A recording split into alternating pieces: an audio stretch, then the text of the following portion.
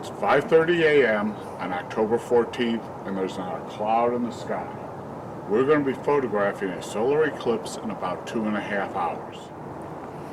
The reason we're out here so early is that we're using an equatorial tracker to take our shots. This tracker will track the movements of the sun for the entire eclipse, which means it'll keep it in frame and keep it in focus. The drawback to using an equatorial tracker is you need to polar align it first, which means you need to visually be able to see the North Star to make the alignment.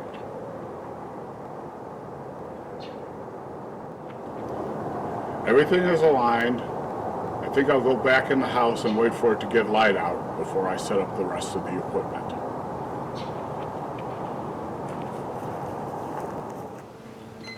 My tripod and camera are set up, and I've connected the intervalometer.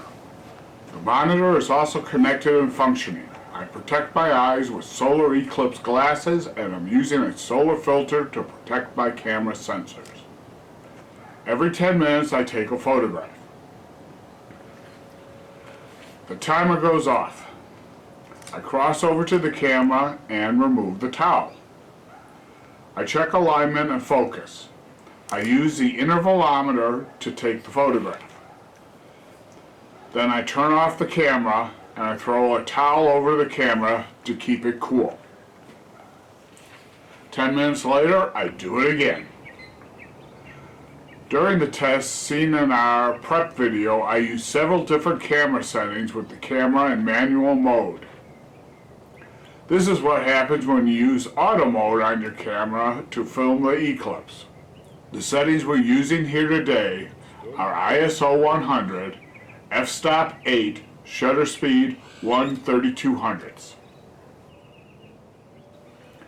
Being able to read a 17-inch monitor rather than a 4-inch screen made it much easier to see where the eclipse is located within the frame. I could see the image within the large amount of space that results from taking a photo of something very far away. This is image 2742. It's very large, and the subject, the eclipse, is very small. This is a copy of 2742. It's being processed and is ready to print. In all, we have 13 pretty good photos. You can see in the sampling of our image, the moon has a bluish tint to it.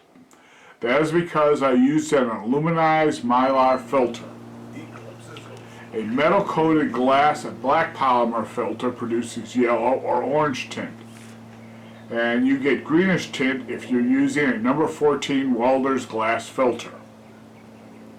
This is the first time I've photographed a solar eclipse, and I'm calling it a success. We were able to print several images, learn more about solar filters, and of course got to watch the solar eclipse here in Phoenix, Arizona. Thanks for watching.